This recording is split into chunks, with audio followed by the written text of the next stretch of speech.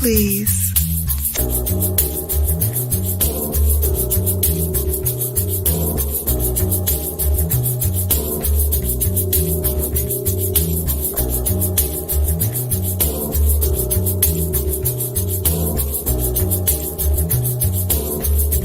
Hold, please.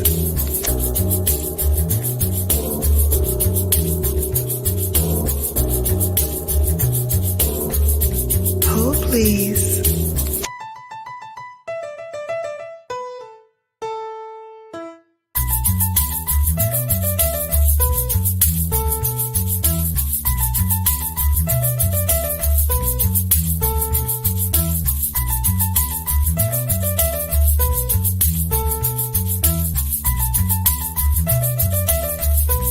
Hold, please.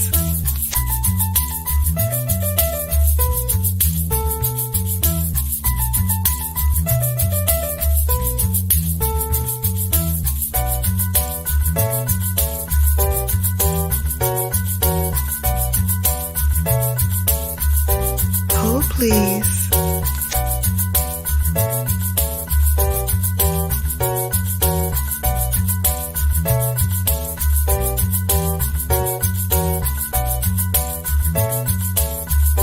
Hold, please.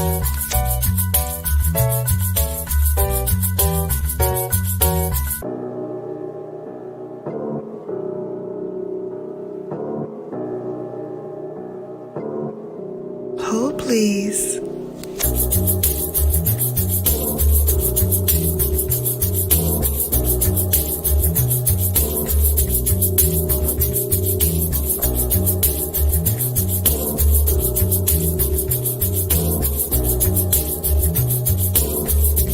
Hold, please.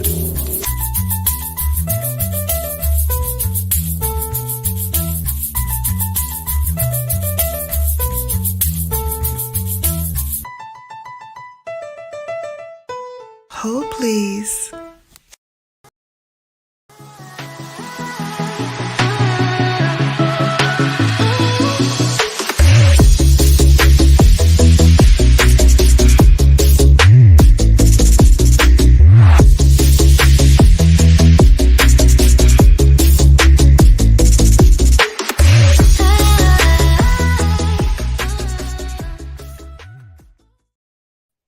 Good evening, everyone in the chat. Hello, this is your girl, Brown Girl Bella, back again to bring you more lips, lashes, and luxury. I am here today. Oops, I might have lost my guest, but he will be back shortly. I want to introduce someone special for this upcoming Veterans Day. I am honored and privileged to have Chief Navy Career Counselor Demetrios D. Graham. Demetrios Graham was born and raised in Washington, D.C. to retired James and Paula Graham and is the oldest of 4 children. Chief Graham earned a Bachelor's of Arts in English with a minor in African American Studies from the University of North Carolina at Charlotte and a master's in executive leadership from Liberty University. He enlisted in the United States Navy on July 11, 2007, and reported to Recruit Training Command September 24, 2007. Chief Graham entered the Navy as an aviation electrician technician stationed with the Strictron, and I'm going to have him pronounce that better than I did, 83 VFA 83, 2008 to 2011. He cross-rated to cryptologic technician, reporting CTR, serving at Navy Information Operations Command, Maryland, in Fort Meade from 2011 to 2014, and Navy Information Operations Command, Texas, San Antonio, 2015 to 2017. As a Navy career counselor, he served with Carrier Airborne Early Warning Squadron 113, from 2017 to 2019, Hopper Information Services Center 2019 to 2022, and recently USS Frank Cable AS-40 from 2022 to present. He has earned the following decorations: Navy Commendation Medal, Navy and Marine Corps Achievement Medal, third, Sea Service Deployment Ribbon, third, Good Conduct Medal, fifth, Navy E Ribbon, second, National Defense Service Medal, Letter of Commendation, Military Outstanding Service Volunteer Service Medal, Global War on Terrorism Expeditionary Global War on Terrorism Service Medal, Coast Guard Meritorious Team Commendation, and the COMACC LOG Pacific Fleet Career Counselor of the Year FY18.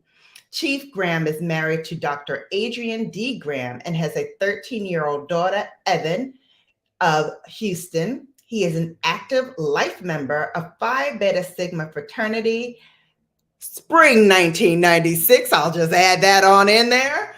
Number 2, like yours truly. And he is a member of E. Jerry Williams Lodge, number 141 in Maryland. Oh my goodness. Without further delay, let's bring up the man of the hour, Mr. Demetrios Graham. Hey! I was like, wait a minute, this is too many letters for me. You're going to have to break this down first and foremost.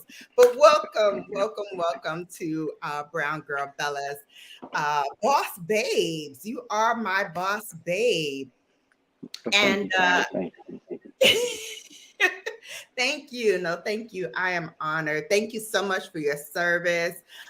When I found out you made Chief, I was like, yes, I gotta have him on Boss Babe, because you have to tell everyone about your journey, about how you came to be in the military. But first and foremost, you're gonna have to break down all these letters for me. I was getting tongue-tied getting all these letters together. What's going on? What do they mean, sir? So since I came in late, I got to figure out which letters you're talking about. So you tell me what letters you're talking about, and I'll tell you exactly what they mean. So let's start when you entered the Navy. You have a BFA 83. What does that mean? So that's attack strike. It's called Strike Fighter Attack Squadron. 83. The number is that's just the number for the squadron. 83 out of Oceania. Okay. And cryptologic technician, what do you do as a cryptologic technician? But most people will tell you, if I tell you, I got to kill you. I love it.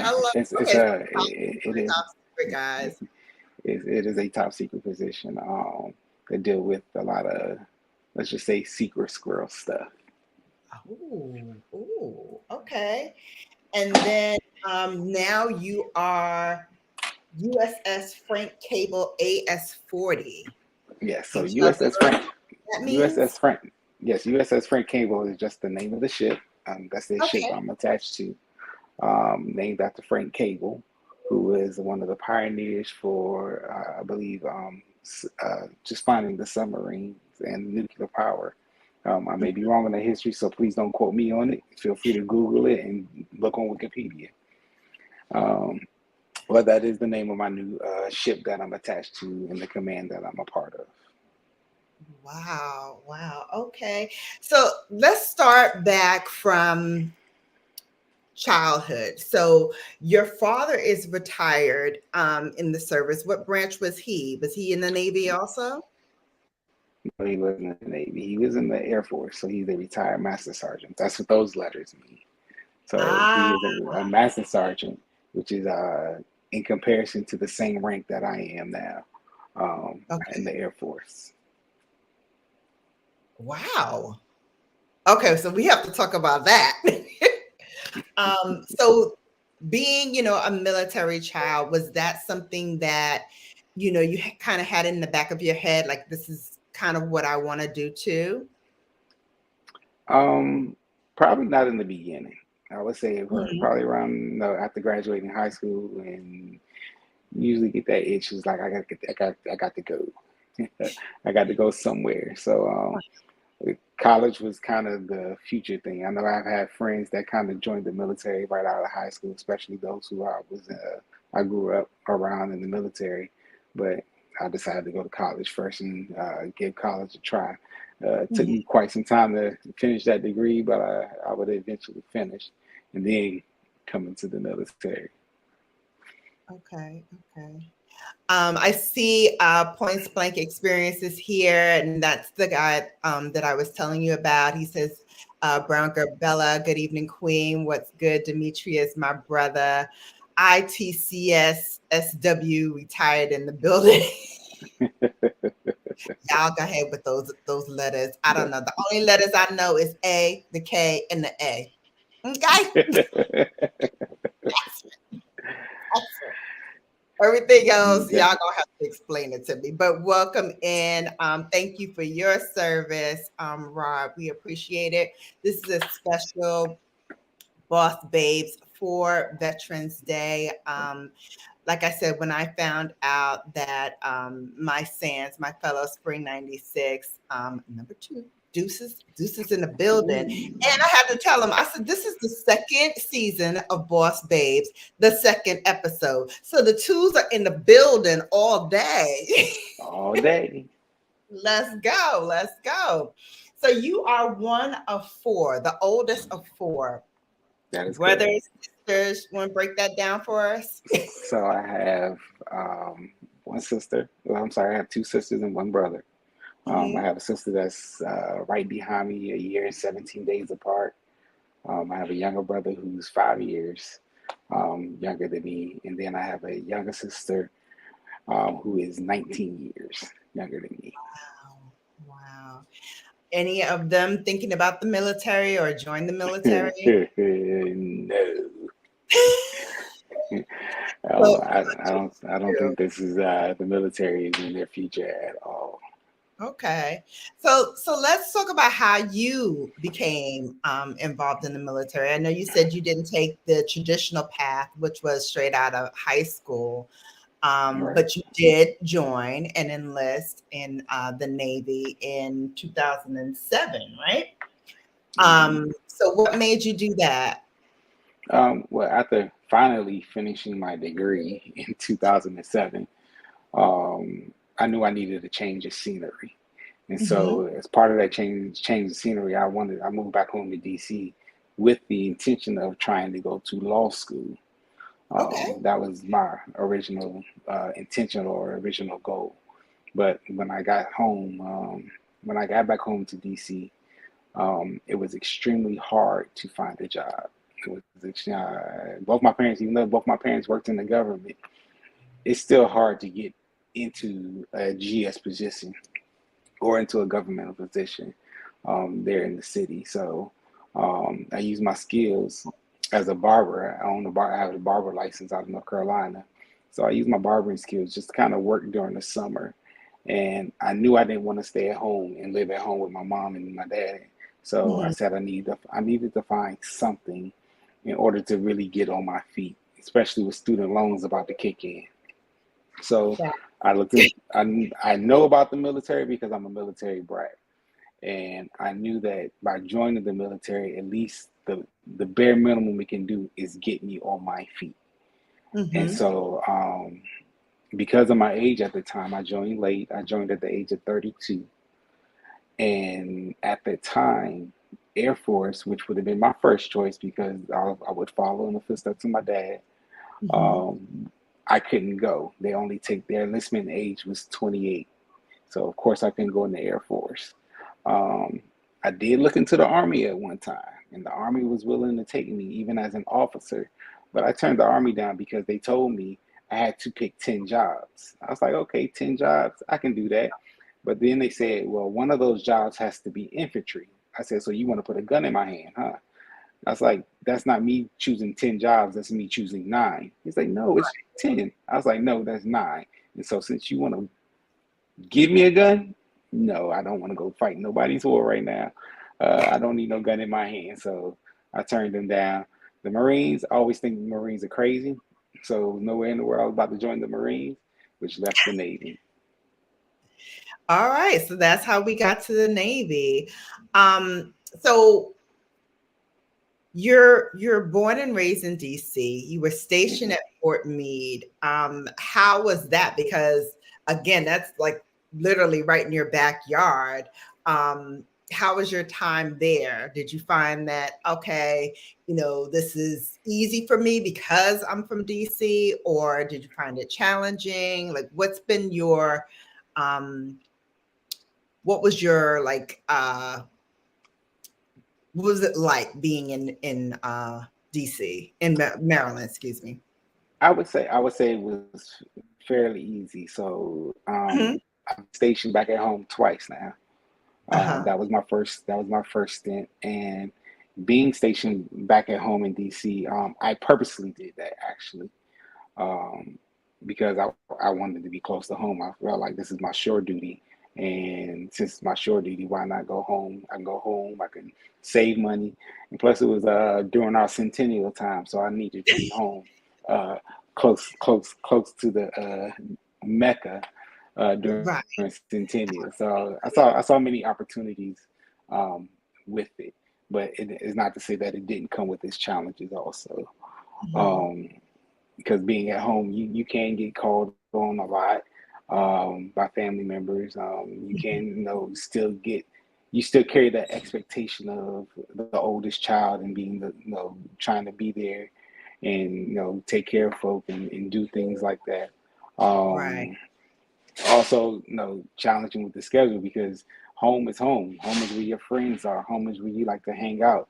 But military comes first, and so when there's an event going on, they're at home. Yeah, it's an event going on, but you can't go because duty calls with the military. So you have to go to work. You have to do those type of things, and so it forced me to grow up somewhat. Mhm.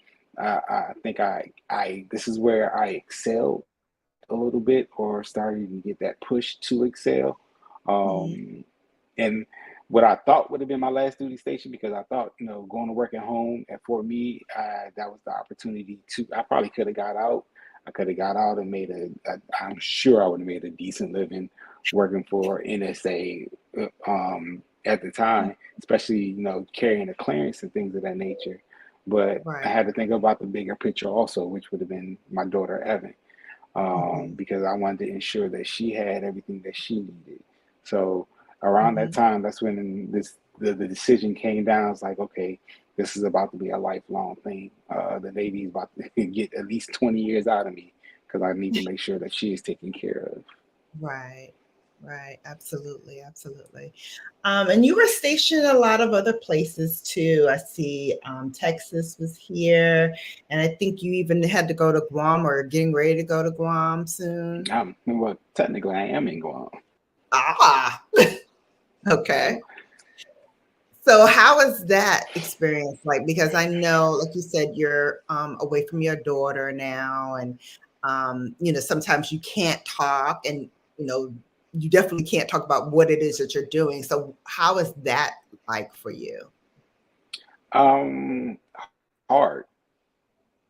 I would say extremely hard. Being deployed or being away from family is not for the faint at heart.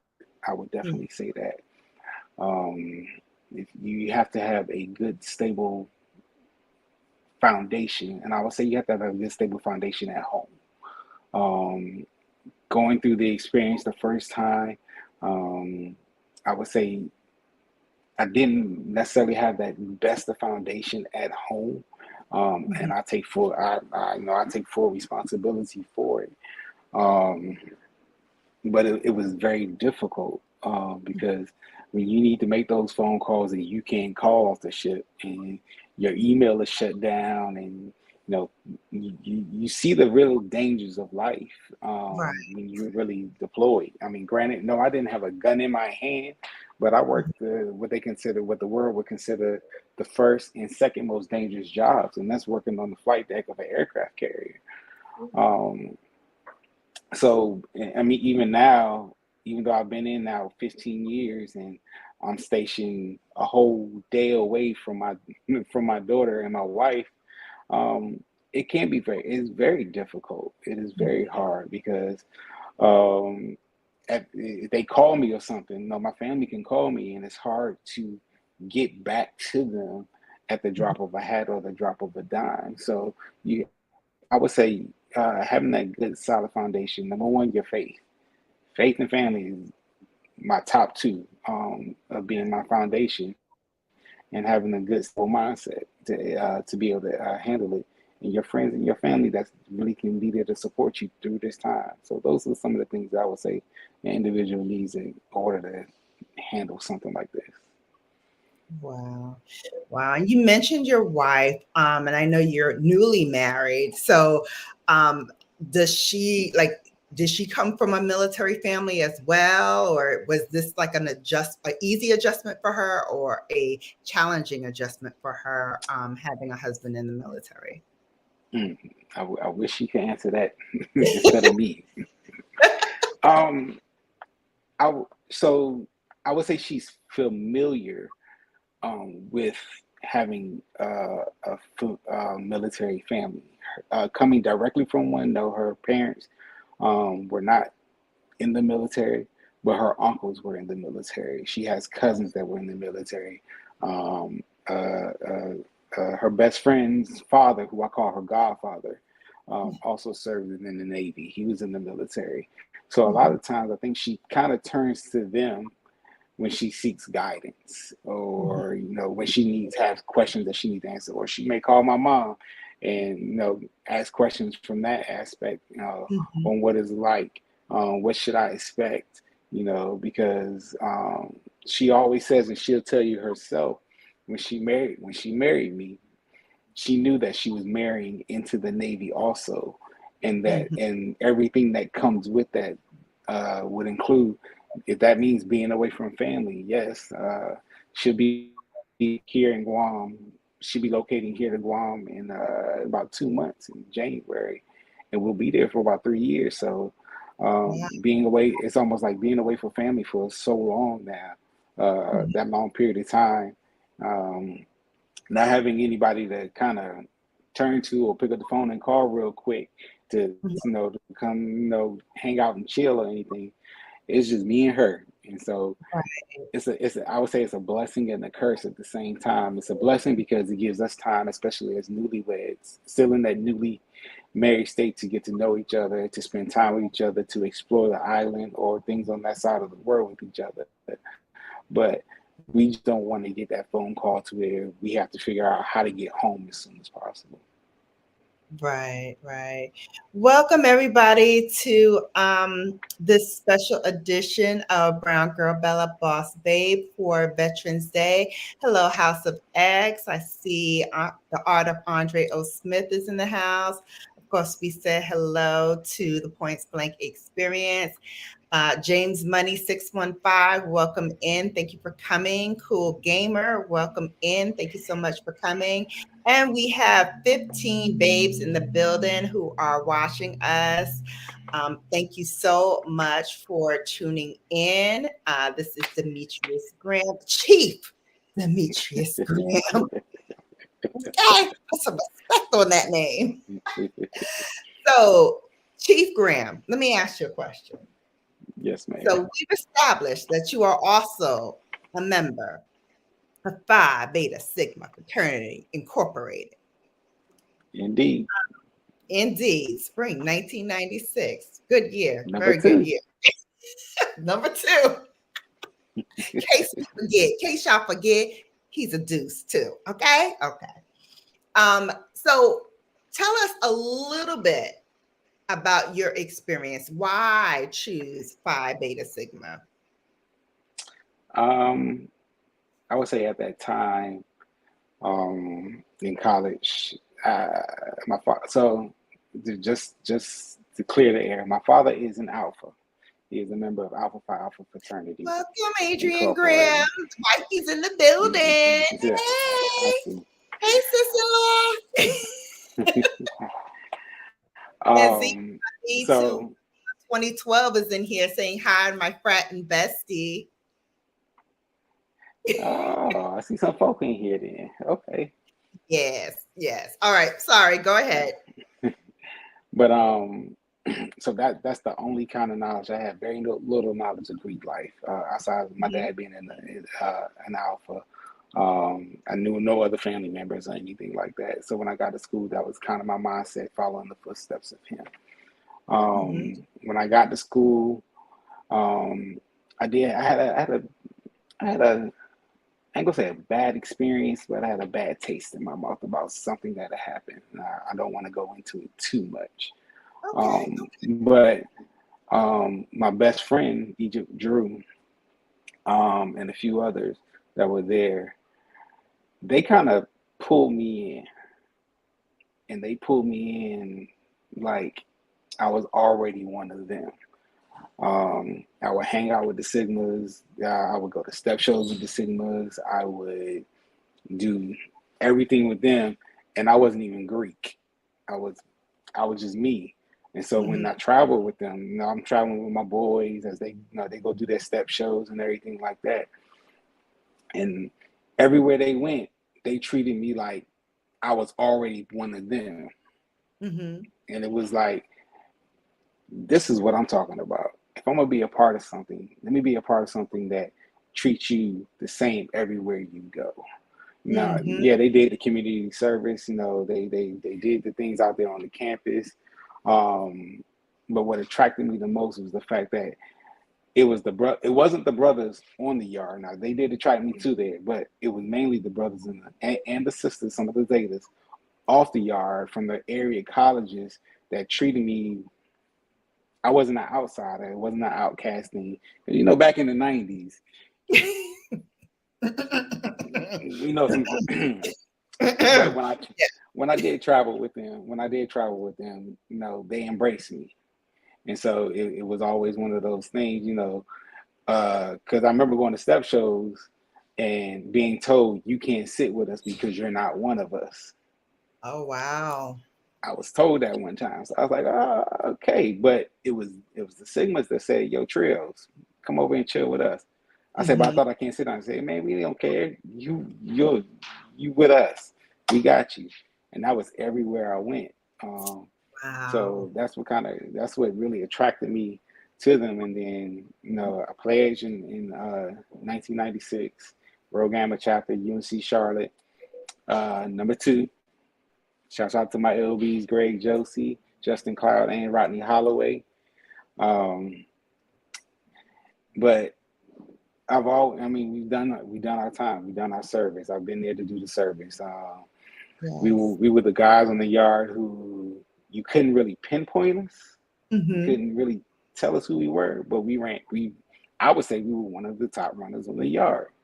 No, we didn't have the big numbers like everybody else may have had, but we had the big hearts. Everybody could count on us to get the job done, to do the community service, to, make a statement when a statement needed to be made. So over the years, that's how that's how it went.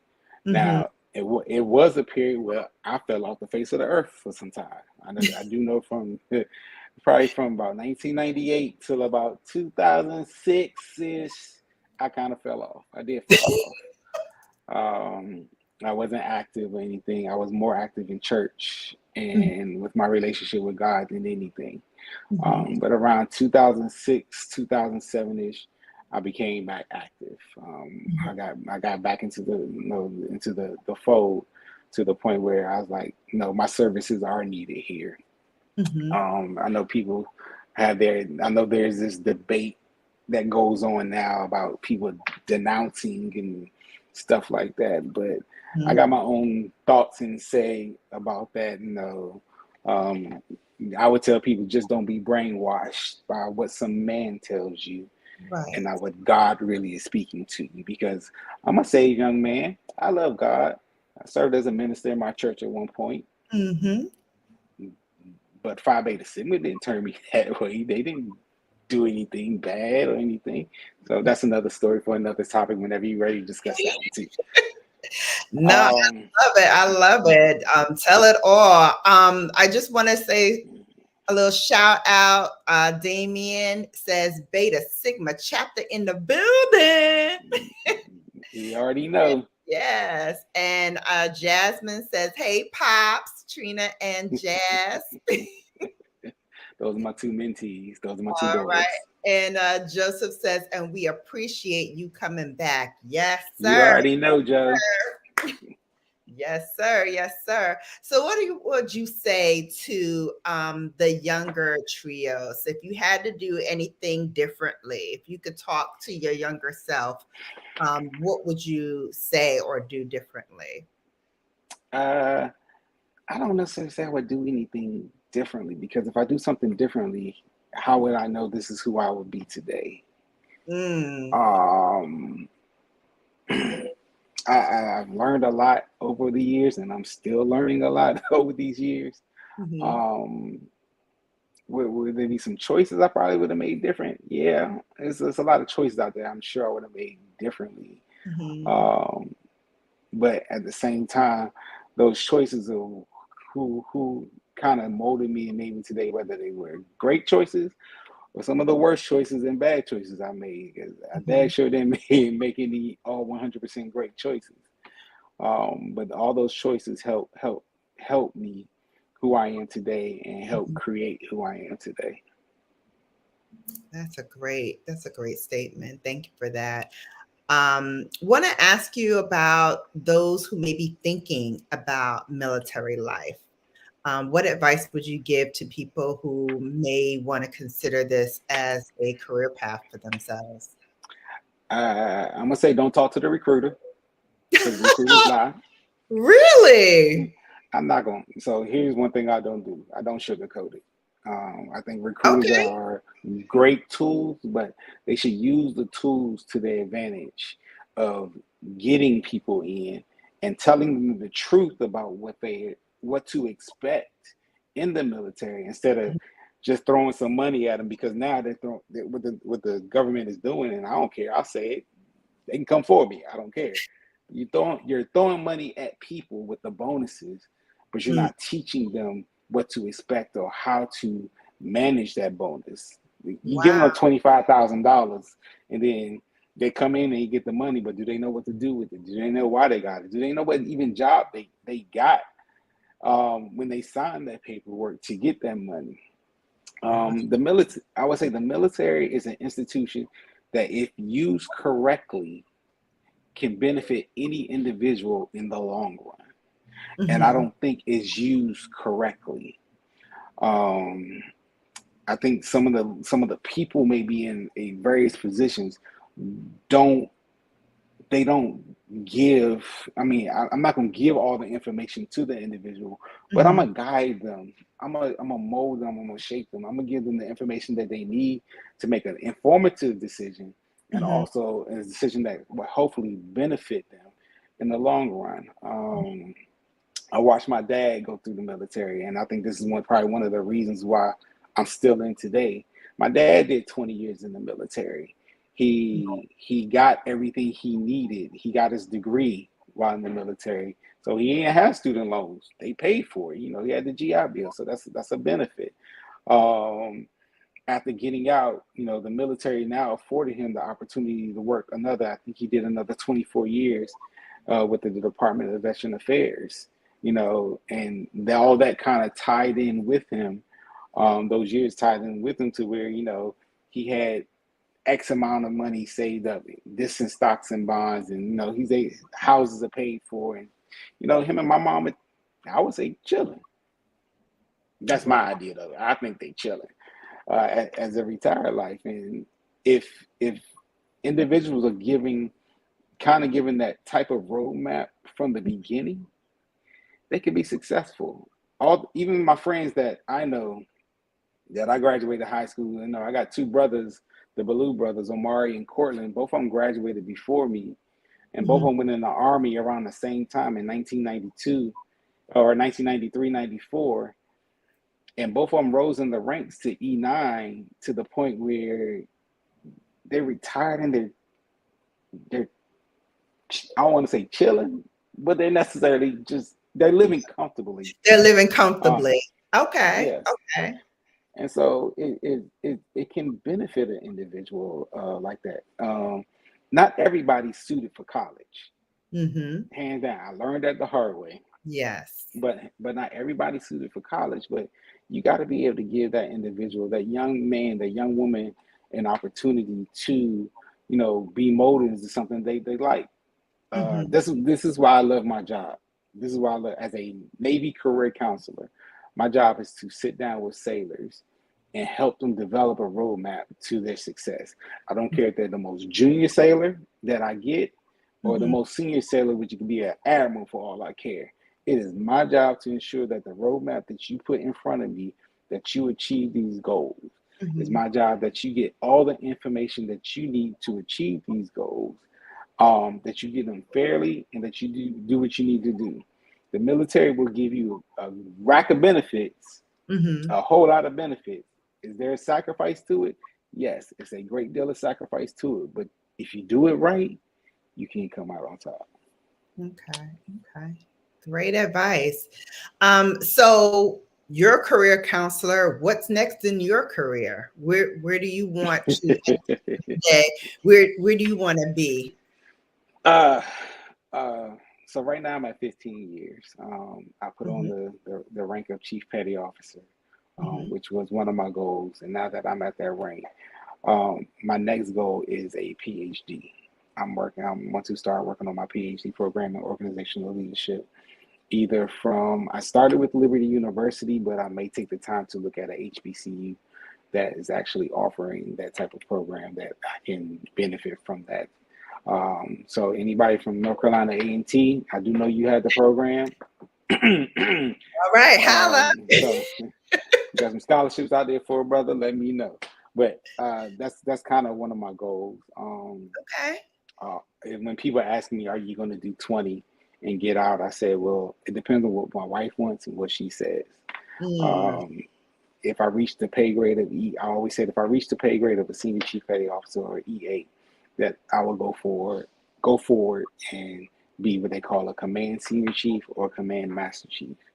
And the ultimate goal there is to go all the way up until they kick me out. All right. I love it. Welcome in everybody. Yes. House of X says welcome everybody. Yes. Welcome everybody. There's still 12 babes in the building. We are talking with Demetrios Graham. If you have a question, please put a lipstick emoji in the chat and your question. And if we can, we'll answer it while we're on this program. So I'm going to switch gears a little bit. Going to talk about a couple things. Okay. First off, which was harder, pledging Sigma or basic training through the Navy? Oh, Sigma, of course.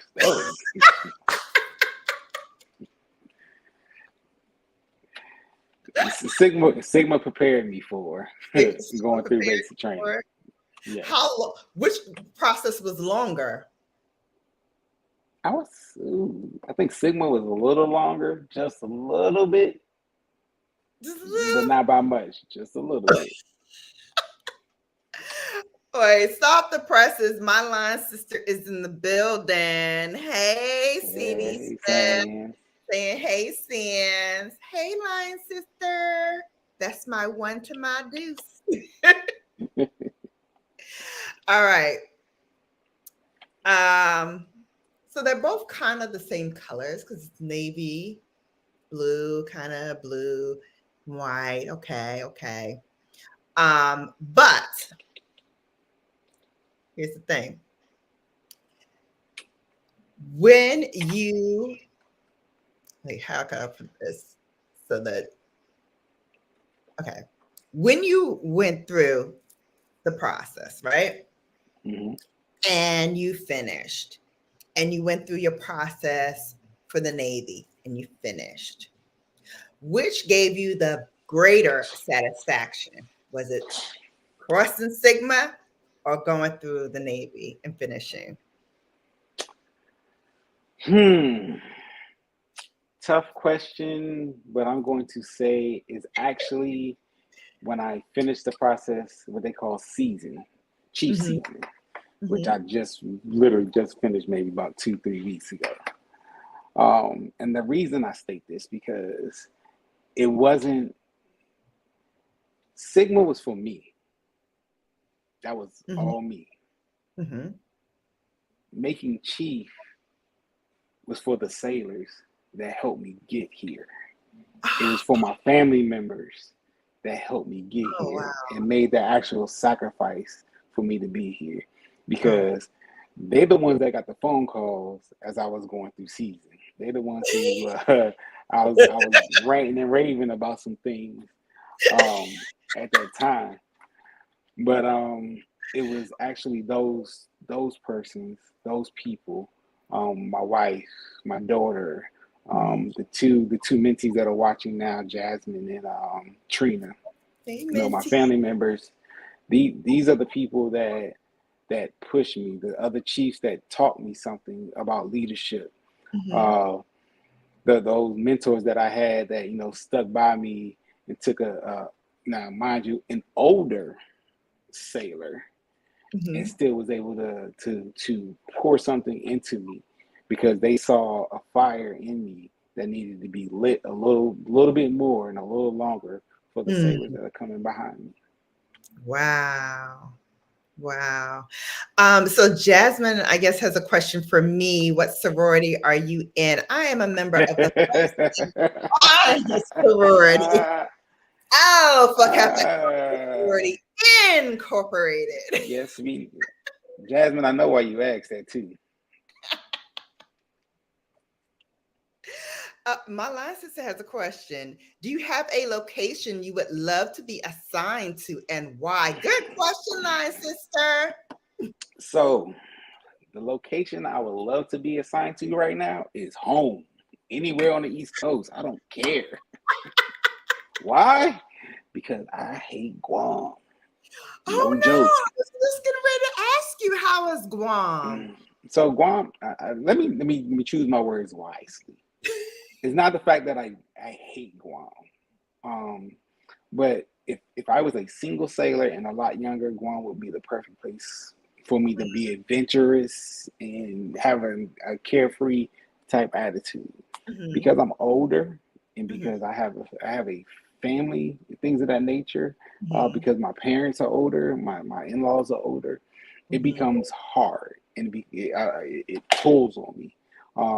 Especially because I don't have family here with me, and so it kind of pulls on my heart. It pulls on my mental state. So if I can go back home on the East Coast, you can send me to Maine. I don't care. But come on, that's close to me. I would take it.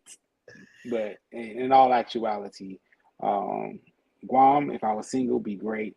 As a married older individual, it's hard. It's just hard. Wow. And so what about Guam? I've been to places. What about Guam is like for the singles? Like, can you describe what's the weather like? Night like? So the put it this way, for females with that natural, beautiful curly hair like you were saying, yeah, don't get it straightened. Oh no! Guam it sits below Hawaii, in between kind of Japan and Australia, just about. So it's warm. It's hot. I'm gonna say warm. It is hot. The average temperature is about 82 degrees with 100% humidity. And it gets steamy hot. If you know about that Florida weather, when it rains real quick, then Florida weather that had me looking like Michael Jackson, circa 1979, 1980. Yeah, I know about that weather very well. Oh no. So that's the weather there. But as far as adventure, being adventurous and things of that nature, I would say Guam is the perfect place. You can go there and learn how to dive. If you want to swim with sharks, you can swim with sharks. Wow. It's a tropical island. It's what they consider. I would consider it a mini Hawaii for Asians, because a lot of Asians travel there for their vacation. Really? They do. So they do have resorts and things of that nature there. Mm-hmm. It's a mountain range. Guam is actually a mountain. That's what it is. It is a mountain, the mountain top, basically, from underwater, in so few words. It's easy accessible to other. I'm gonna use the word Eastern, even though they're kind of west with us, but Eastern countries like Asia. You got your Japan, China, Koreas, your Indias, your Thailands, your Singapores, things of that nature. And then you have small Micronesias called Micronesia Islands that you can actually travel to, that most people probably wouldn't think to travel to.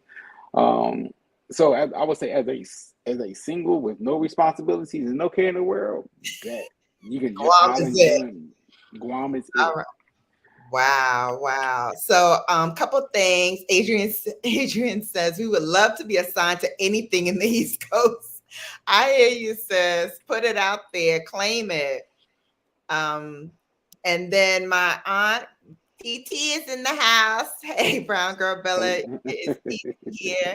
Thank you, TT Wendy. Welcome in. And Points Blank Experience says hi. Good evening to TT. And he is in the building as well. So welcome to the stage, the Points Blank Experience, aka Rod. Now I know y'all about to do your whole military thing with the whatever. No, I'm not gonna. Can you hear me, Bella? Because I rarely go live on my phone. Can you hear me? Yes, I can. Well, I'm not gonna do you like that. This is your show. So I'm gonna hit you with all the acronyms and all that. I did want to mess with Demetrios, though. I got to come in properly. You hear that sound, brother? I got to come in properly. But first and foremost, I welcome you to the Hollow Halls. What does that mean? Don't know. Like, I know exactly what it means. It's all hands on deck. Your boy is in the house. That's what it means. So I know you don't salute, because you said that before on your channel that you don't salute. But so that is what you do when you meet a fellow person in the Navy? What do you guys do? Not necessarily. I hadn't heard that in man. I retired in 2009, so I haven't heard that in 13 years. But definitely, brother, welcome to the Chiefs Mess. Welcome to the Goat Locker. Congratulations. You crossed the line September? Actually, 2 weeks ago, about October. So October 2 weeks ago. Oh man. Well, so because of COVID, things had to change a little bit. Well, that's even better, man. So you're still getting used to it. You're still getting your feet wet, so to say. I am definitely still getting my feet wet. I'm still feeling the weight that's been placed upon these shoulders of mine now. Well, I can tell you, man, it's an honor. I don't know what the numbers are now, but I think 7% of people that join the Navy. Congratulations, brother. Congratulations.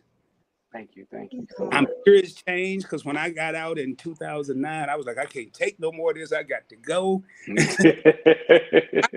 that's really interesting. So he came in 2007. You were out in 2009. So there was 2 years where you were both in the service together. 7. I actually made senior chief petty officer in 2007. I made chief in 2002 and senior chief in 2007, I believe. Oh, wow. Yeah, man. So you made it. You came in at 7. Yeah, you did pretty good, man. You're a career counselor now, I heard, if I'm not mistaken. And you were a CT prior to that? I'm sorry? You were a CT prior to that, graphic technician or whatever? Cryptological? So I started out as an AT. So that's what I came in the Navy as. And then I cross-rated the CTR. Okay. I heard you say one thing, Demetrios, and it's always good for anybody that's in here. I'm going to tell you, you rarely see a lot of brothers as chief petty officers. I know when I was on the ship, after I made chief at Fleet Training Center San Diego, I went to USS Preble, and I was the only black chief petty officer on the whole ship. And you don't. So, congratulations, man. You know, I know how hard it is to get to that level. So you'll probably hear me say congratulations about 10 times, but it's an honor, man. And thank you for carrying on the tradition. And as they say, once you retire, you now have the watch. So appreciate you, man. I got the watch for you. Appreciate you, bro. So you're in Guam right now? Let's just say I'm stationed in Guam, but we're not in Guam right now. My daughter's headed over there in April, and I promise you I'm ready to choke her. Her husband's in the he's in the Navy in San Diego, and I don't know why he picked Guam, but she was excited at first. Now she's starting to really. I think they're both regretting it. So, where is he going to in Guam? I was trying to text her and ask her because I heard you mentioned the Frank Cable. I think he's going to short with it because he's on a ship right now. He's on an amphibious in San Diego. So I don't know. I had to find out, man. I'd have to find out. I was so mad I didn't care where he was going. Shit, they taking my grandkids. So I don't. So, yeah, and they are also for 3 years, correct? Yeah, they'll be there for 3 years, which is the only thing. I really don't care where they go, but my granddaughter will be turning 1 in January. So when I see her again, she'll be 4. And boy, you know, I'm gonna have to. Man, my blood pressure gonna go up. I don't even want to talk about it. So I mean, do you? You know, one thing I heard you mention, and I didn't come on here to interview you or anything, but I heard you mention in recruiting, and I actually did a stint as a recruiter, and I know exactly what you mean. But I had a different style because when I recruited, I wanted to recruit people that I wanted to serve beside me in a bad situation. I don't want no idiot, you know, just to have a number to meet a quota. And then next thing I know, I'm on the ship with the same person that I knew wasn't really qualified to even be in the military. So I kind of approached that in a different manner. So yeah, that's definitely one of the things I look at. This is a new breed here. A lot of these new individuals, I would say, coming into the military as a whole are coming in as that individuals. And so it's about me, what can I get, what y'all gonna give me. And a lot of them come in entitled. You can't come in here entitled. No, entitlement goes out the window. Yeah, they're gonna break it down pretty quick with that entitled stuff. That's the question I have for you, Demetrios. You know, I couldn't imagine right now being out to sea on a warship with one of these 20-year-olds that I work with currently. Because all they want to do is pull out their cell phone. And you know as well as I know, you're in the wrong place on a ship in the middle of the ocean, and they pull out a cell phone, we could all get killed. I mean, do y'all see that a lot, or? Oh, definitely. I couldn't imagine, man. I'd be the killed one of them. I think now, I mean, I don't think cell phone coverage goes out that far, but the minute you pull within the glimpse of land, the weather decks, they're called weather decks, which are on the outside of the ship, are lined up with everybody like this trying to get signal on a cell phone. But even then, when we have we did a training maybe about 3 years ago where we went, completely black. And when you go completely black, that means you shut off everything. Wow. You can't have no Bluetooth on your cell phone, even though your Bluetooth is shooting the music to the speaker that may be sitting on your desk. You need to shut it all off because you have to go completely back due to this training that we were doing. But I mean, who's breaking the rules? The kids that don't believe the rules can't be broken. Right. But they learn the hard way. Yeah, that's what I was thinking about, just being in a certain MCON condition, which I won't say what that acronym is, but being in a certain MCON condition, the next thing you know, you got little Johnny out here with his cell phone. I just couldn't imagine. Wow. And then they got very, I know when I got ready to get out, they were very, oh man, what's the word? Very timid. You couldn't talk to them a certain way. You know, I'm from that old school where We curse people out in a minute. I mean, now. Oh, so you have to curb what you say now? I do curb what I say. Okay, because I remember, well, back in the day when we were on on our mission to become members of our sororities and fraternities, there was some things that was going on. We're not going to say what those are. We just say those are some things that was going on. And I know now that has all changed, and we do not do those things anymore. So has that military kind of come to that kind of way of thinking as well, that, certain things that they may have done in the past and how they treated, recruits in the past can't be done now? Mm-hmm. Yes, so I would definitely say that recruiting and coming through boot camp is definitely changed. I know one of the initiatives and the programs that they're really pushing is called Get Real or Get Better. And with that type of program that they're doing is they want to push remember I said mental stability. Yes. Because one of the problems within the Navy or just in the military as a whole, suicide is a big issue. Suicide is a big problem. And a lot of young sailors are coming in and not knowing what to expect when they get to that new duty station, that this ain't mom and dad ain't to your rescue here, and you got to figure this out on your own. And you got old school salty sailors and senior chiefs and master chiefs who say, this is how it needs to be done, let's get it done. And Seaman Timmy may be like, I don't know how to do this, I don't know what to do. They lose it up here. And because they weren't strong here, we suffer a tragedy because they don't know how to, number one, they don't know where to talk to with their emotions. And so one of the things I know where the Navy is pushing is that Get Real, Get Better for how do we, number one, recognize when our young sailors need the help and point them in the direction that they need the help. We just can't come at them, like the old school salty senior sailor would come at them, and we just go out and get it done. But we have to, really think about what they're doing and what could be the potential outcome from it. And it's sad. I mean, I've dealt with it. I watched some of my other sailors deal with it, especially when it comes to the mental capacity. And so I know we're pushing, get the help you need. We push our military one source for them to go and seek the help. There's nothing wrong with sitting on somebody's couch or chair, whichever one you want to do, and get the help and talk it out. But we're also training our first classes, our chiefs, our senior chiefs and master chiefs. Hey, this is how you recognize that your sailor may need some help.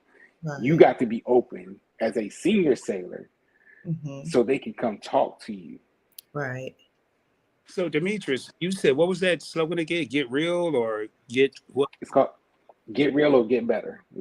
Yeah, I would have had a third part. Get real, get better, or get out.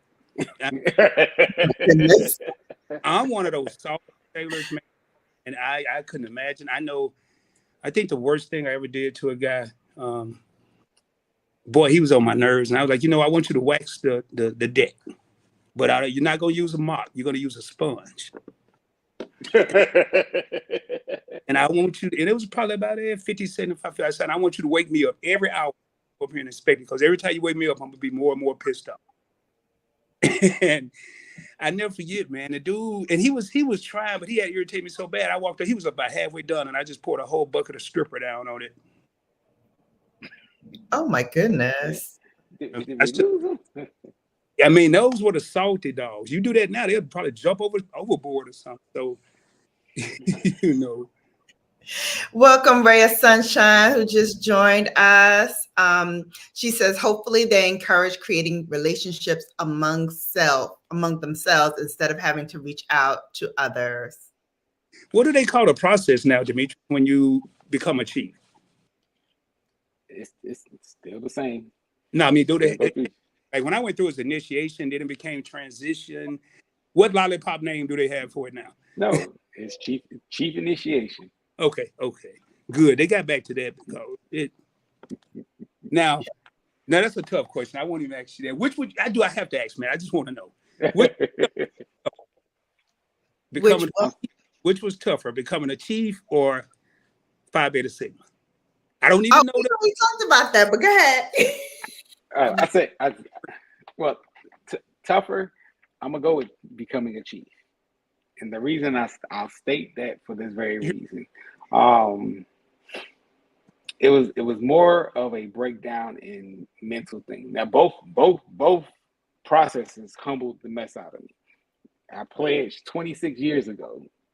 So when I pledged 26 years ago, and I tried to bring I brought the same mentality when I pledged into going through season. But it was something very different about chief initiation that humbled me, and I'll say that going through to become chief was definitely one of the biggest humbling experiences that I've had, more so than when I pledged. It's one of the most confusing moments of my life because you don't really have a rank. You're not an E6, you're not an E7. You really don't know what you are. I mean, you just confused. You're in limbo. Yeah, you're confused. So, Red Sunshine says they can be taught to the old school way, but society get on schools for disciplining too these days. So it doesn't matter where you go. Things have changed. Welcome, Sweet Ray, who's also in the building. Thank you so much for coming. Guys, don't forget to thumbs up this video. If you have not done so already, please do that. That lets everyone else know who are not watching to come over and watch this. We are talking to Chief Demetrios Graham. I call him Trios. I call him also Number because he's a deuce, like yours truly.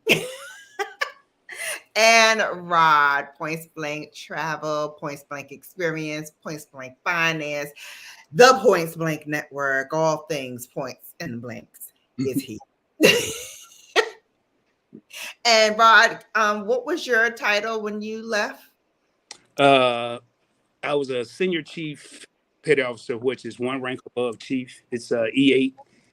Or a chief, excuse me, a chief is an E7. So I was but they don't really say senior chief, they just say senior.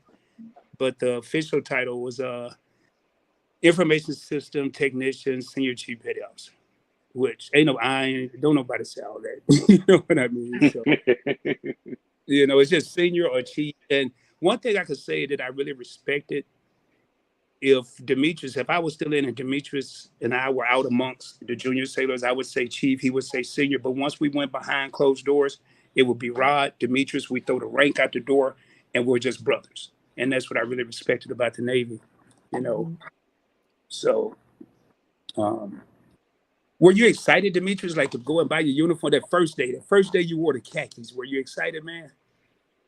To be honest, no, I was not. Why not? I was not. So because we went in the first week because we was preparing to leave. So they made us go. We had to go get our fittings and everything within that first week. And so I put on the uniform.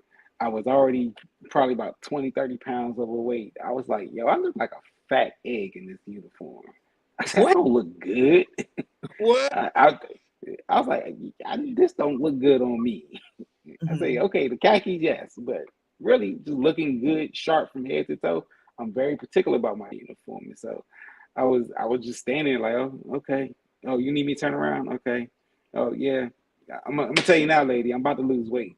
Don't get out here and give me no 42 in the waist. I'm about to go down to about 34. I'm gonna tell you now, I'm losing weight. See, I was just the opposite. Not that I look good in the uniform, but I didn't get any sleep that night, man. The day, I think September 16th is when you get pinned. I slept absolutely none. It was the 16th I got pinned, so the 17th when I actually went back to work, I couldn't sleep. I couldn't wait to just walk around and just be the cock of the block. But I did have a fear. And I want to see if you had the same fear. They say ask the chief is a household word in the Navy. You used to have the person you went to ask questions, and now all the questions come to you. Does that make you nervous right now? Actually, that does not make me nervous. I think as a career counselor, wearing that cookie, you kind of get used to, hey, CC, can you answer this for me? Hey, NC1, could you, that would always used to be the thing. Hey, NC1, could you do this? Hey, NC1, could you answer this? This about my career, and it didn't scare me. Now, I think I'm prepared for, a little bit more, a little bit greater, because as was trained to me as the chief, you got to know it all. Yeah. This is one of the things that was kind of instilled with me with my mentors, especially one. Her name is she was an aviation administrator at AZ. She was an AZC, but she came and she stepped into the role of our admin department chief, and she showed me that it wasn't the fact that she just had to know everything airplane, because usually you have to know your rate. You know everything, your rate, specific rate. But she stepped into the role as admin and was able to, talk to other chiefs, get spun up on everything with admin, and run our admin department to where we were one of the top admin teams within our whole wing. And this was not her job. She was used to taking down airplane parts and hours for airplanes, and she just switched over real quick to be able to, understand, how to do correct memos, how to write these awards, how to do this and that. So it showed me that chiefs can take on any role in the Navy when it's necessary. And you put in that predicament, in that situation, you have to be prepared to take on any role that is. So that's the thing. I think I'm looking forward to it, to where I got to take on a role that I'm not experienced with. Now, I got a whole bunch of submariners that I work with. I got a whole bunch of nukes that I work with, and shipboard people. And I'm sure it's gonna come a day where one of them, somebody's gonna walk up and ask me, "Do you know this? Do you know that?" And I really want to be prepared for it, but I know I probably won't. But I know where to go. I'll be the first one to tell you, Demetrios, they're gonna test you. I remember when I got promoted to chief, I went back to my old ship where I was E6, and my arch rival, he was a Caucasian, I'm African American. They gave him a higher evaluation mark when they first came out with the MP and the EP, which is must promote, early promote.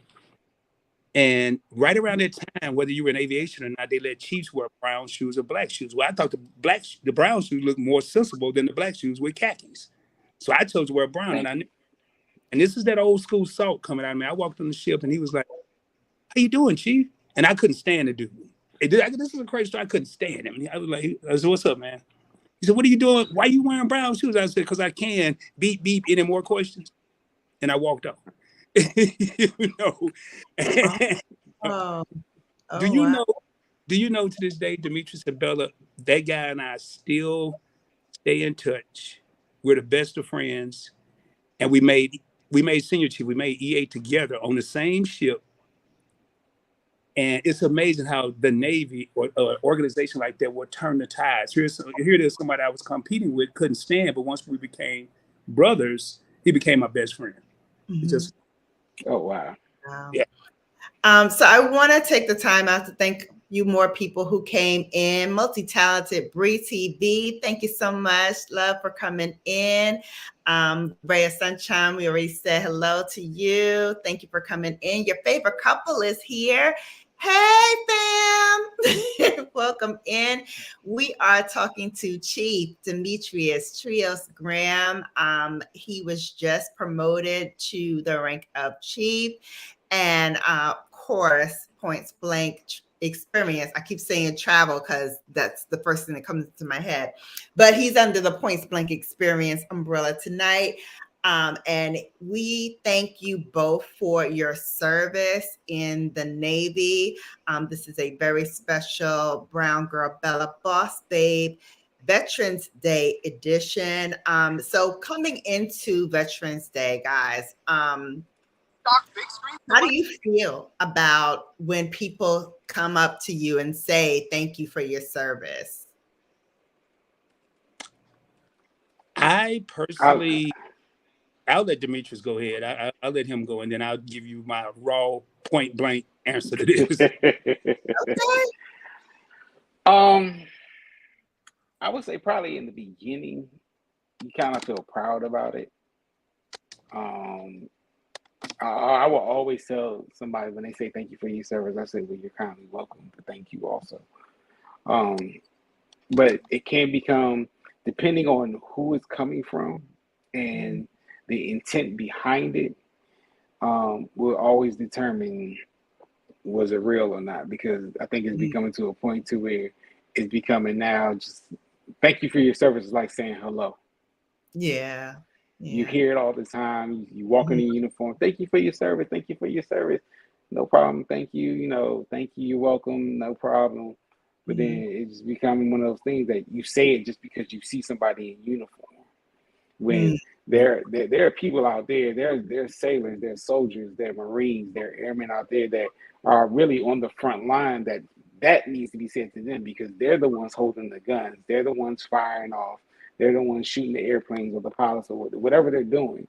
You know, they're on the front lines. Not saying I'm not fighting the war by giving people the knowledge that they need to succeed in the Navy, but thank you for the service for the ones that made the ultimate sacrifice, the ones that lost the limb or who got the Purple Hearts, the ones who can't see their family because they are on the front line or they're working extra hard. And I sit at the front of a desk and in front of a computer. You know, thank you for your service to those who got to work on that flight deck and things of that nature. They deserve that thank you. Gotcha. And Rod? Hey, that was a great answer, brother. Personally, I mean, kind of like Demetrios, you know, at the beginning, you know, you're proud, you love hearing that, but later on, it wasn't necessarily who said it. It was more so, I don't think that you need to thank me for something that I chose to do. I chose to defend this country. I chose to look up for this country, look out for the country. I chose to protect. I took the oath 4 times. I relisted 4 times. So it's appreciative, but it's not always necessary. And then agreeing with me, Demetrius, sometimes it's someone that said to you, they're kind of facetious. You know, they really don't mean what they're saying it. But to me, being a veteran, like I get more enjoyment being a veteran that was in World War II or Vietnam or one of those. You're really not going to see anybody in World War One, but a World War II vet or a Vietnam, I will bust my butt because they typically wear the little, and I'll go and thank them. They the real wars. I mean, I've been conflicts, whatever they were called. They weren't like the ones in Vietnam, you know, and those things. So those are the people I look for on Veterans Day. I don't walk around with a uniform on. I don't go get any free meals. I don't do any of that on Veterans Day. I look for the veterans that served, especially the brothers that served before me and paved the way for an African American to even make it to the rank of E7. Those are the people I go and look for on Veterans Day. And maybe and get a free meal, I'll buy them a meal because if it wasn't for them, I wouldn't have been where I am today, mentally, psychologically, and all of that. So, I had a question. Like at my desk, do you have anybody you look up to that was in the Navy before you? I know you had your parents who were in the military. Like at my desk, no matter where I was stationed, once I made chief, I always had a picture of Carl Brashear from the Men of Honor, who Cuba Gooding played him in that movie, and I always had his real picture at my desk, no matter where I was stationed. That brother went through hell to get. I don't necessarily have a picture of anybody in the Navy that I would say that I would necessarily look up to. Do I understand the stories behind like a Carl Brashear? Definitely. I think one of the things I noticed even during as I was going through season and learning about some of these major contributors that were chief petty officers, I went back and I started doing some research, and I wanted to look at African American chief petty officers. We had to do a study on Medal of Honor recipients that were chief petty officers, and I couldn't find one African American Medal of Honor recipient that was a chief petty officer. Oh wow! and it was kind of heart wrenching. Um, and when I read some of the things that some of these sailors have done, swimming in shark infested waters to save officers and their shipmates, manning guns when number one, most African American men in World War II were cooks, they were stewards. So they didn't do the hard labor, or they weren't boiled technicians or anything like that. But to get out there and man the gun to make sure that other people were saved, but you're not recognized. I think Dory Miller, even though he never made the rank of chief, is probably one of the most spoke about African Americans who I think is one of the few that got a Medal of Honor from that. Yeah, he got a Pearl Harbor. He manned the guns during Pearl Harbor, correct? Right. Wow. And I actually had a question about that as well, because I know, Rod, you've mentioned this quite a few times, and Demetrios, while we've been talking, you've mentioned it a couple of times too. Why is it so difficult or challenging for a person of color to rise in the rank? And what can be done about that, if anything? With my experience, I think it's hard work. You if your work's going to show, they can try to hold you back. I was blessed. I wasn't lucky. I wasn't fortunate. I was blessed that my mentor retired as an E9. This is how it go. He retired as a Master Chief Petty Officer. His mentor was a brother that retired as a Master Chief, E9. Had I stayed in and not retired in 20 years and 26 days, there was no doubt I was going to make Master Chief. And one of the things they told me as a young Black man, we're proud, and they both told me this together.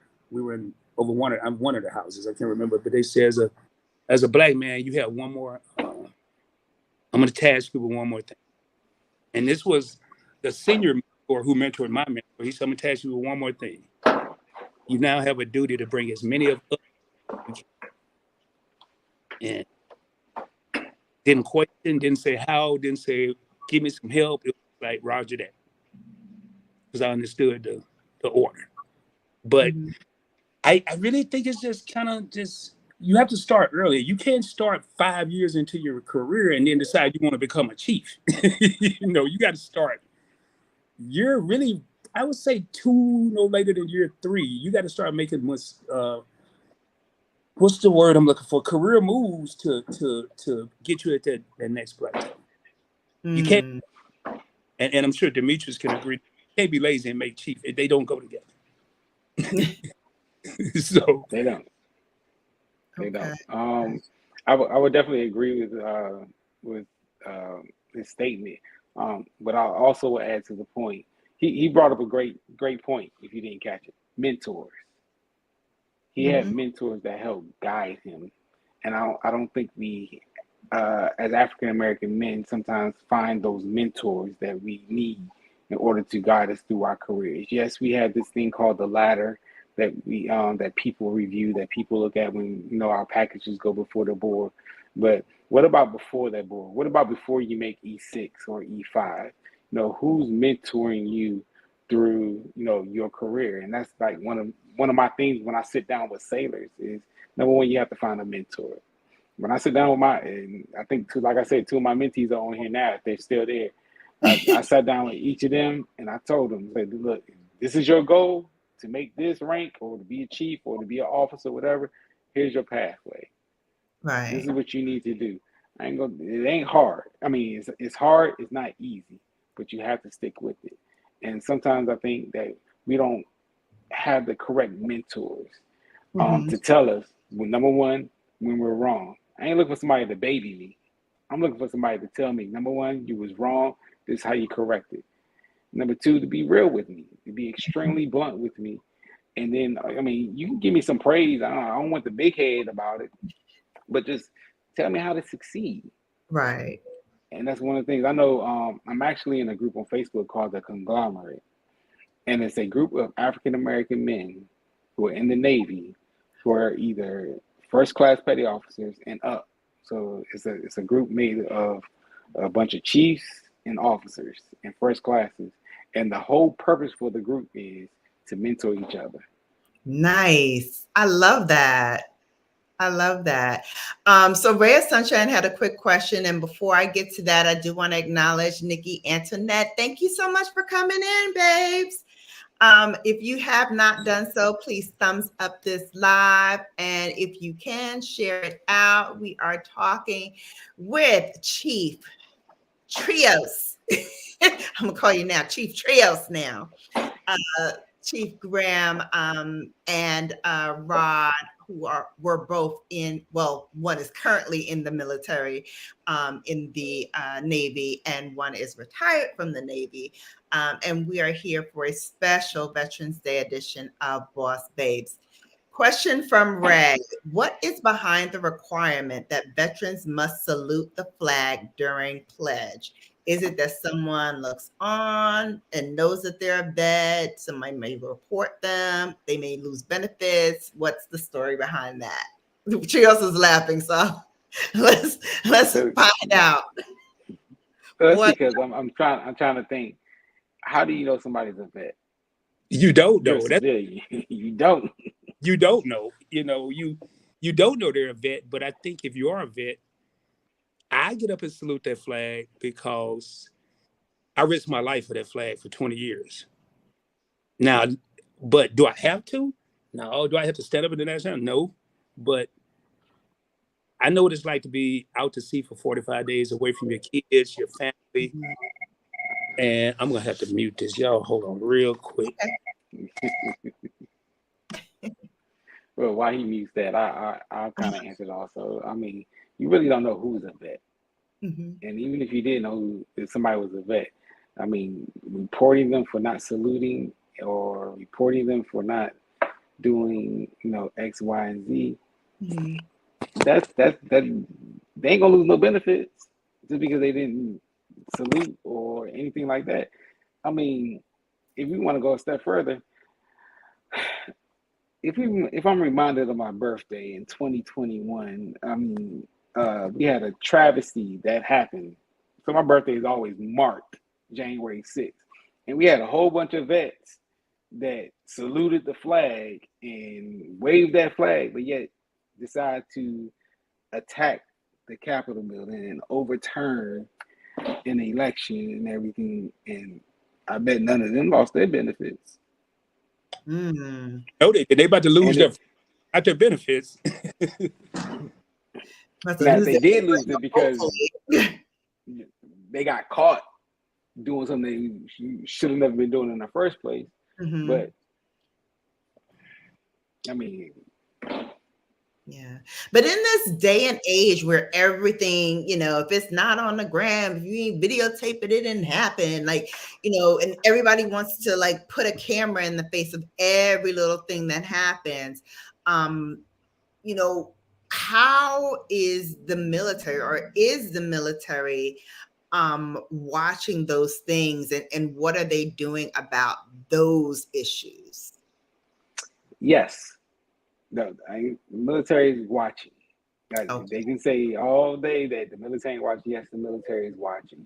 So even when I'm very careful about what I say, what I post on my social media. I remember my dad checked me one day because I posted something. This was in my younger time in the Navy, and I did take it down because I understood what he was saying, that Uncle Sam is always watching, which we know Uncle Sam is watching. I mean, you got to be careful, being Instagram. You want to be an Instagram model, and you want to go out here and show everything. And I don't think it's really being taught how to really carry yourself with the respect that you carry by being in the military. Even as an E1, you carry a respect level that demands and commands respect for you, for yourself. I mean, so you have to be mindful of what you do. You have to be mindful of what you say. I think one of my master chiefs said it best. We live in a democratic society and everything, but We ain't got no democracy. We got rules we got to follow. Yes. We got things we got to, regardless of who in office. If the president say something, Congress put it into action and whatever, we got to do it.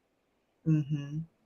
All You know, right. So in addition to Bella, once you make chief, you may have someone see you months from now in a club, but they saw you in that Chiefs uniform a month ago on base. You didn't even know, and you in a club or out in town acting a fool. You best believe it's gonna be spread around come the following morning. Oh, Quick, wow. quickly, it you really, sure is. it's gonna be spread so fast. And in this day and age, they gonna have it right there on camera, so you can't deny it. Now, Mm-hmm. I want to go back to what your question about mentoring, and I know the stuff I went through with my mentors. I remember when I wrote my own eval to be promoted to E6. It took me a week to write it. Demetrios to tell you, it's not that much room, but I wanted to get it perfect. And I handed it to my mentor, and he called me over to his desk, and he looked at me, he said, "This is good." And he balled it up and threw it in a burn bag. He said, "That's a very good eval if you're trying to make E4. I thought you were trying to make E6. And Oh, wow. you told me I wanted to choke him. But I understand. Once I made chief, I understood what he was doing. He was preparing me for that next level. And I remember I was on the mess desk where we eat, and I was playing dominoes one night, and he was like, "Hey, you know what?" He came and whispered in my ear, embarrassing enough just to come on the mess desk, whisper in my ear.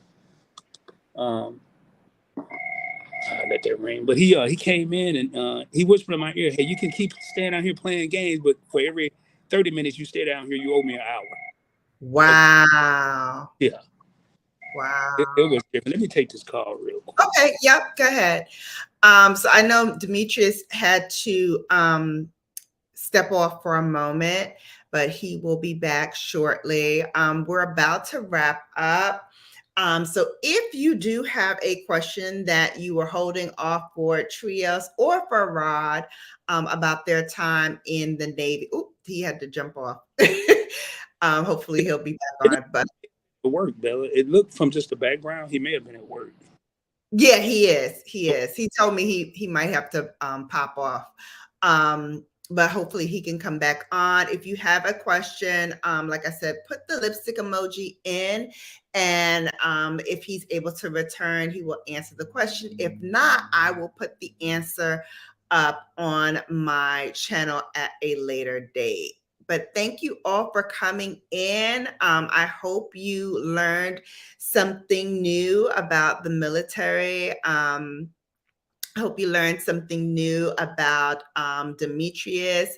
One thing I didn't mention, which I'm kind of proud of as well, he is a accomplished, oh, there he goes. He is an accomplished photographer, and he takes some of the most amazing, amazing pictures. So I would love for you to talk a little bit about that, Trios, and how you got into photography. Oh wow, that's why I get for logging back in. Talk about my photography. So when I got into photography, I kind of got in because Evan was being born, and I wanted to be able to just take pictures of her. And then I just started looking at other people's pages, some photographer pages, and I just kind of noticed that hey, they out here taking great pictures. I wonder if it's the camera that they using to take great pictures. And so I went out and I bought an expensive camera. Them pictures didn't come out so great because I didn't understand the purpose of the camera. And so I did take a photography class at a community college. It was terrible. So my sister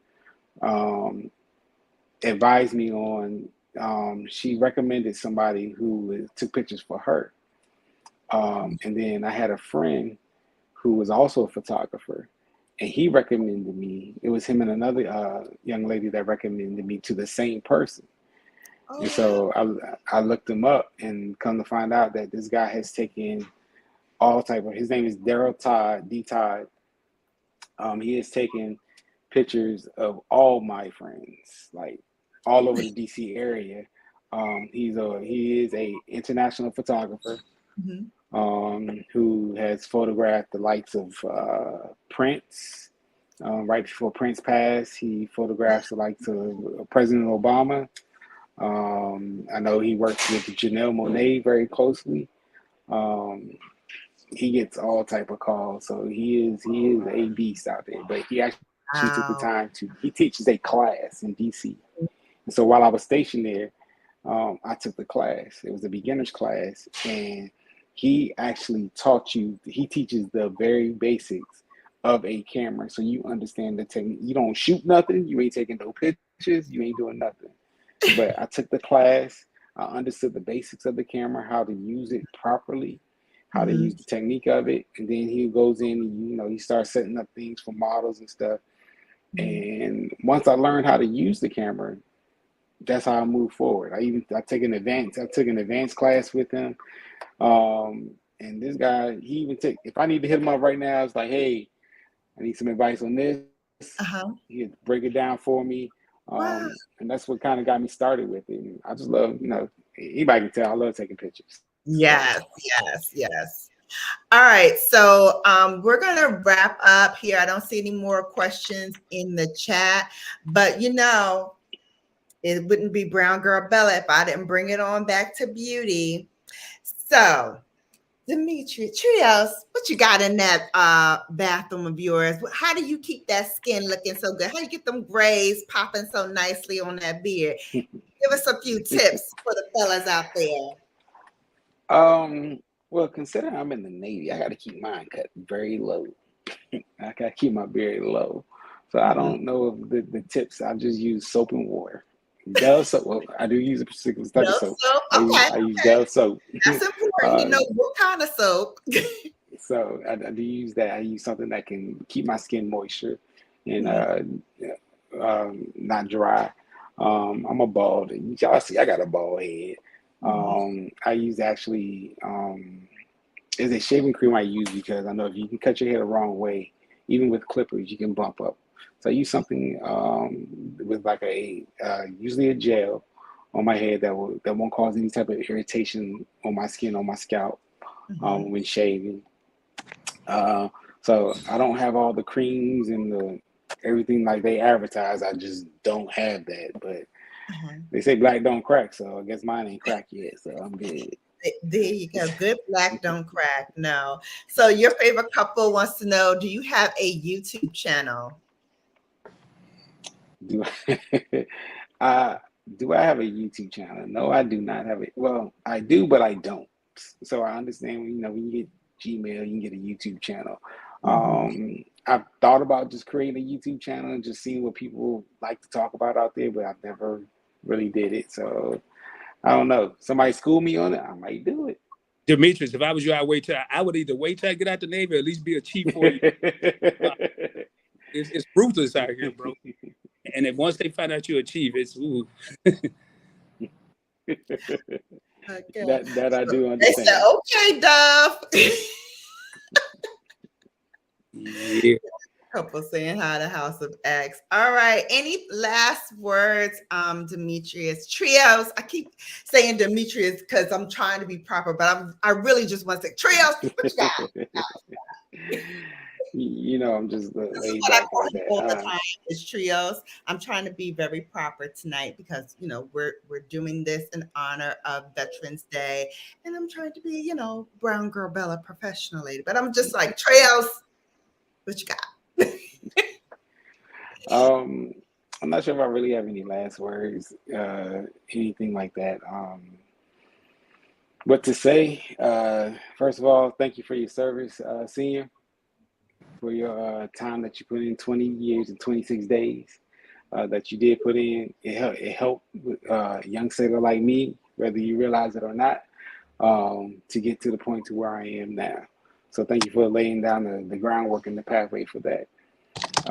What I would say for anybody listening who have kids, who have nieces, nephews, you got friends, and I do put this out to all my friends who have children joining the military.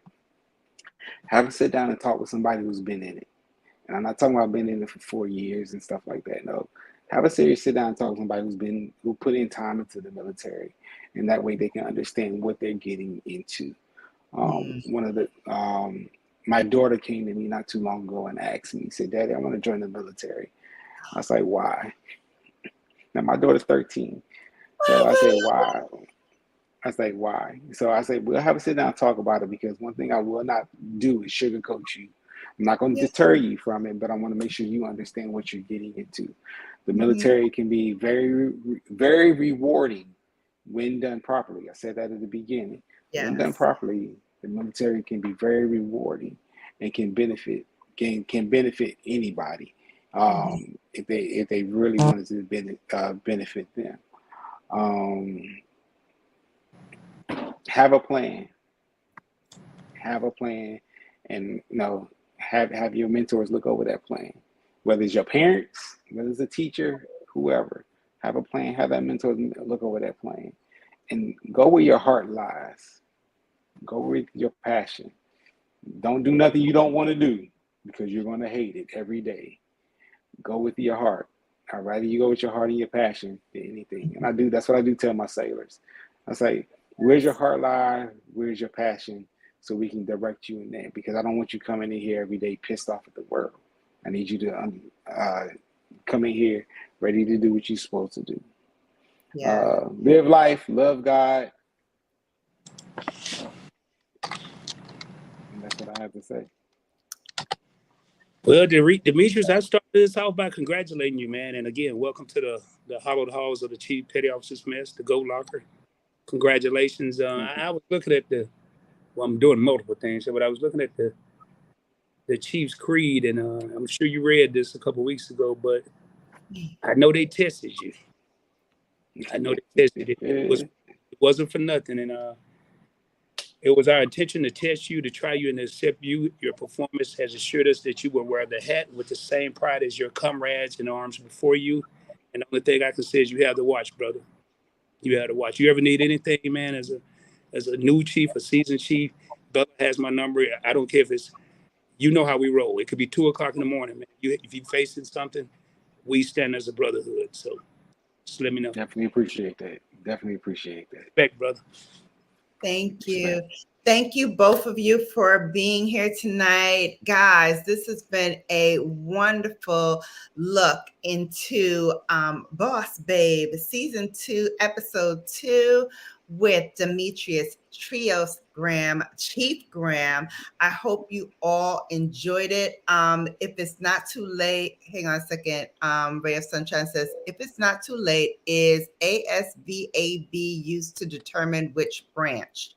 No. So that your ASVAB does not determine the branch you want to go into. Your ASVAB determines the job that you get in that particular branch. Okay. Definitely a plan is a must. It helps push through and purposeful life. Great final words. Absolutely. Absolutely. Thank you guys for joining. Thank you all in the chat for joining. Like I said, this has been a special edition of Boss Babes for Veterans Day. I hope you enjoyed our chat with Demetrios Trios Chief Graham, and also a special guest from the Point Blank Experience, Rod. Both of them have served and are serving in the U.S. Navy. So thank you all for coming. Until next time, you have now been Bella. Love you all. Stay safe, and I'll see you back here soon.